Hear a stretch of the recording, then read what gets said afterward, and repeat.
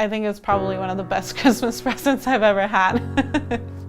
I became a DACA recipient in December of 2012. I was born in Mexico City, but when I was 3 years old, me, my mom, and my dad made the journey to the United States. My mom had a sister here in Las Vegas, so we settled here. I came out as a lesbian to my parents when I was 16 years old. The complicated part about it was that my peers accepted me for identifying as a lesbian woman and being a lesbian woman, but they didn't know how to relate with me on being undocumented. And then it was the same thing at home, but the other way. I felt like I was in this box where nobody identified with the same identities that I had. So I felt like I couldn't relate to anyone. I couldn't talk to anyone about this. DACA is the Deferred Action for Childhood Arrivals. It's an executive order that was announced by President Obama in 2012. Unfortunately, the current administration has announced on September 5th that they were going to be rescinding the program.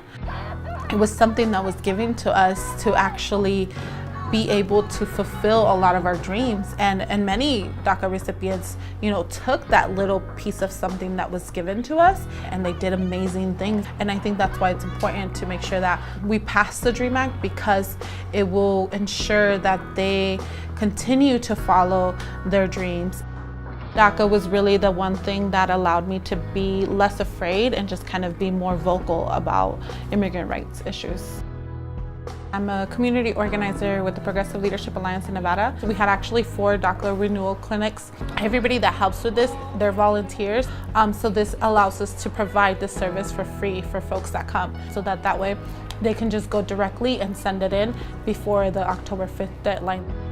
So DACA has helped my life in many, many ways. Una de ellas es de que me ha dado más oportunidades, me ha hecho más fuerte y también me ha dado la oportunidad de ver hacia el futuro.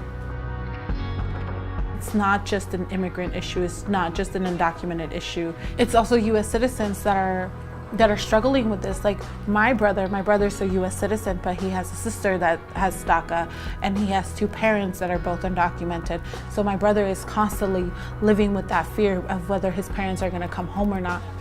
This is our home. This is the only country that we know. This is where our roots are at. We were given this opportunity and we were given this program and we ran with it. We're not just gonna, give it back that easily.